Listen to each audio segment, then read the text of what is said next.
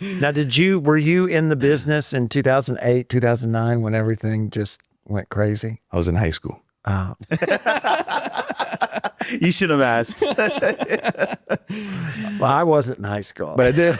I know. It was bad. But I did educate myself on everything that happened in that time, right?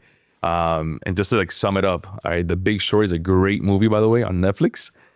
Watch that movie. That movie sums up everything that happened, and you could do research on the side just to fact check the movie. It's very accurate, right? So they were basically, let's say you came to the house and you were working at McDonald's.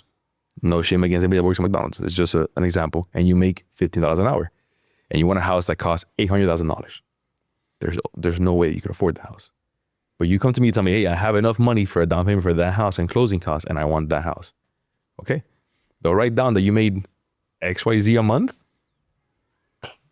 put it on paper, submit to the underwriters. They didn't review it, they didn't check anything, and they gave it an A+ paper. So then when it started getting sold in the secondary market, everybody was like, wait, hold on. This is not, these people can afford these homes.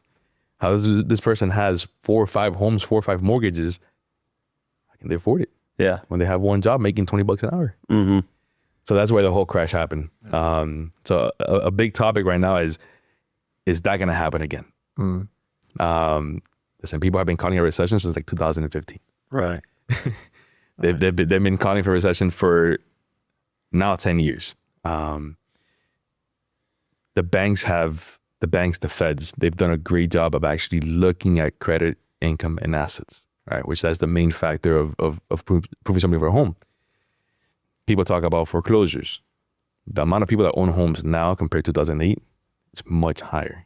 So when people see your percentages, they're not taking into account that there's a lot more homeowners now than there were back then. So obviously percentages are always going to go up, right? You base on recessions, you base on a bubble popping, based on the amount that property is lowered. For example, 08 was like 34% was the average in the US. And I tell everybody, South Florida is a whole different animal. Right? The Tri-County, it's its own different country. When it comes down to mortgages, you cannot compare anything